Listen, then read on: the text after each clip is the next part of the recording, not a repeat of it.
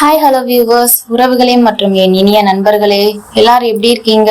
இந்த வீடியோல நம்ம பார்க்க போற கோயில் திருப்போணத்துல இருக்கிற மடப்புறத்து பத்ரகாளியம்மன் கோயில் தான். இந்த மடப்புறத்து காளியம்மன் அழகா குதிரைக்கு கீழே நின்றுப்பாங்க. வலதுபுறமும் இடதுபுறமும் ரெண்டு பூதம் இருக்கும். பாக்குறதுக்கே ரொம்ப நல்லா இருக்கும். இந்த மடப்புறத்து காளியம்மன் கிட்ட எந்த வேண்டுதல் வச்சாலும் சீக்கிரமா நடக்கும் அப்படின்னு சொல்றாங்க.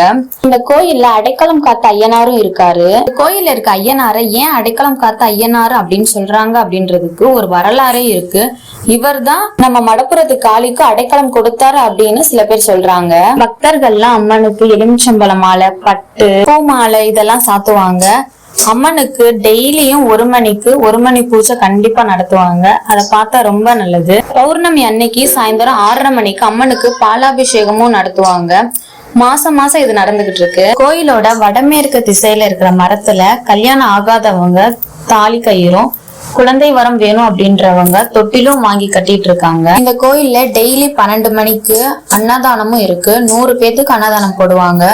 அதுக்கப்புறம் பொங்க வச்சவங்க அம்மனுக்கு படைச்சிட்டு அந்த பொங்கலை பக்தர்கள் எல்லாருக்கும் பிரசாதமா தருவாங்க. கோயிலுக்குள்ள சூடம் விளக்குலாம் ஏத்த அனுமதி கிடையாது. அதனால கோயிலுக்கு பின்னாடி அந்த வாசல் கிட்டதான் எல்லாரும் விளக்கேத்துவாங்க. இந்த வீடியோ உங்களுக்கு பிடிச்சிருந்தா நம்மளோட சரணம் சண்டிகரம் சேனலை சப்ஸ்கிரைப் பண்ணுங்க, லைக் பண்ணுங்க, ஷேர் பண்ணுங்க. மறக்காம இந்த வீடியோவை பத்தின கமெண்ட்ல சொல்லுங்க. பாய் பாய். நெக்ஸ்ட் வீடியோல பார்க்கலாம்.